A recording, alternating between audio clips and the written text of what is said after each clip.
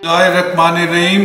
दोस्तों, मेरी आज की वीडियो नूर मुकद्दम के बारे में। जैसा आप जानते हैं कि इससे पहले मैंने एक वीडियो बनाई थी जिसमें मुख्तलिफ एंकर्स जो बिना किसी सबूत के उसके वालिदैन को, उसकी बहन को मुख्तलिफ तरीके से घसीट रहे हैं ज़ाहिर जाफ़र के, तो वो मैंने कहा इस मकसद के लिए बनाई थी कि इससे केस तवालत इख्तियार करेगा और केस के रुख में नई से नई बातें आएंगी और वो अपने आप को बचाने के लिए किसी हद तक भी जा सकते हैं। ज़ाहिर जाफ़र का ख़ानदान भी, जाफ़र फैमिली जो है बहुत बड़ी है। इसी तरह इस्मत आदम जी का ख़ानदान, आदम जी भी बहुत बड़ा ग्रुप है, तो उनकी अपनी सेक्रीफाइसेस होंगी। लेकिन ये सब चीज़ जो है ये आज एक नया रुख इख्तियार कर गई है। अब एक नया मुल्ज़िम सामने आ गया है जो कि ना CCTV फुटेज में था ना कहीं था। उसका नाम जान मोहम्मद है, ये उनका माली था और अब पुलिस ने इसको मासेरे से गिरफ्तार किया है। लेकिन इसमें दिलचस्प चीज़ है कि ना तो इस को एज ए विटनेस या एज ए फैसिलिटेटर पेश किया गया, बल्कि इसको मुल्ज़िम बनाकर केस रजिस्टर्ड किया गया है। तो ये एक अजीब सी कहानी चलने वाली है जिसमें हो सकता है कि ये क्लेम करे कि ये कत्ल इसने किया है और ये डकैती वगैरह का केस था। तो चूँकि ऑलरेडी वो इसमें मेंशन भी कर रहे हैं कि ये डकैती की वारदात का रंग देने की कोशिश कर रहे थे।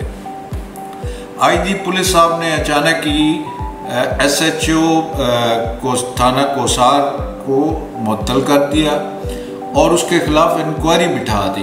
अब ये तो देखना है कि उसने क्या जुर्म किया कि उसको मुअत्तल किया गया और उसके खिलाफ इंक्वायरी बिठाई गई। तो लेकिन जो सबसे बड़ा हैरान कुन चीज़ है कि ना तो इस माली का कोई CCTV फुटेज में देखा जा सकता है और ना ही ये किसी हिसाब से वो एज ए विटनेस या एज ए वो उसने ज़ाहिर जाफ़र ने इसमें किया था। और तो अब लग रहा है कि एक नया ड्रामा रचाया जाएगा कि इस कत्ल इसने किया है और ये मलबा उसके नाम पे डाल देंगे और इस तरह ज़ाहिर जाफ़र नीट एंड क्लीन निकल आएगा। तो इसका मकसद ही नहीं था कि जो शुरू से मैं कहता रहा कि जो एंकर्स हैं वो इस केस को तवालत दे रहे हैं, मुख्तलिफ लोगों को घसीट के, कभी ट्रिलियन सिक्योरिटीज़ और कभी पुलिस का कोई हाई ऑफिशियल है जिससे बात हुई उसकी, कभी फिनेक्स सिक्योरिटी पर डाल देते हैं, कभी उसके माँ बाप पर, कभी उसके बहन जो वहाँ मौजूद नहीं उस पर डाल देते हैं, कभी उनके दोस्तों पे बातचीत शुरू कर देते हैं। तो नए से नए एवेन्यूज़ खड़े किए जाते हैं। अगर एक इन्वेस्टिगेशन इस तरह से होगी या उसका रुख आप चेंज करेंगे तो वो मुख्तलिफ लोगों को बुलाना पड़ेगा, उनसे इन्वेस्टिगेट होगी, दैट टेक्स टाइम। मुजरिम को इसकी सहूलत मिल जाती है। जैसा कि आप देख रहे हैं कि मुजरिम ने एक ड्रामा रचाया अडयाला जेल में कि जी मेरी तो तबीयत ख़राब हुई है और जेल के डॉक्टर साहब ने भी बिना किसी चीज़ के, बिना किसी टेस्ट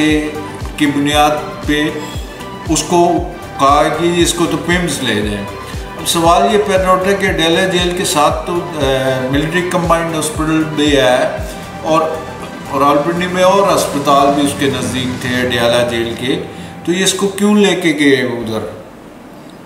ये समझ से बाला आ रहा है कि जब पिम्स में उसकी पोस्टमार्टम रिपोर्ट चल रही है, जब पिम्स में उसका दूसरा मुजरिम जो इस केस का जिस पर कातलाना हमला हुआ वो भी वहीं मौजूद है, जिसका नाम अमजद है, जो थेरेपी वर्क्स का बंदा था जो उसे पकड़ने के लिए गया था, लेकिन उसने उस पर भी चाकू से वार किया और शदीद ज़ख्मी हो गया।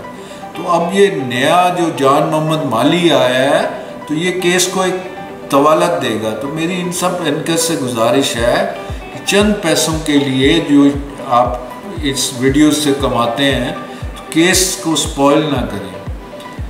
आप जस्टिस डिमांड कर रहे हैं तो जस्टिस सबसे पहले होता है कि आप उसकी केस की में कोई ऐसा शिक ना लें कि वो तवालत पकड़ जाए। लेकिन अब देखते हैं कि क्या वो जान मोहम्मद क्या बयान दिया, पुलिस क्या बयान देती है और कोर्ट में वो क्या होता है। तो ये एक अजीब सा एक केस बन गया है जिसमें नहीं लगता कि नूर मुकद्दम को इंसाफ मिलेगा। उसको ये तो क्लीन चिट देंगे उसको, उनके पास पैसा है, सोर्सेज हैं, पॉलिटिकल इन्फ्लुएंस है, तो मुझे नहीं लगता कि ये इंसाफ हो पाएगा। तो उन दोस्तों से जिन्होंने मेरा चैनल अभी तक सब्सक्राइब नहीं किया हुआ है, गुजारिश करूँगा कि बराए मेहरबानी मेरे चैनल को सब्सक्राइब करें, मेरा हौसला बढ़ाएं। और मैं आपको यकीन दिलाता हूँ कि हकीकत क्या है, आपके लिए नई से नई तहकीक करके वीडियोस बनाएगी ताकि आपकी अवेयरनेस बढ़े। तो आप प्लीज़ इसको सब्सक्राइब करें और साथ लगे बेल आइकॉन पर क्लिक करके ऑल पे क्लिक कर दें ताकि मेरी हर वीडियो आपको मिले और इससे मुझे भी वीडियोस बनाने का मौका मिले। शुक्रिया, इंतहाई मेहरबानी।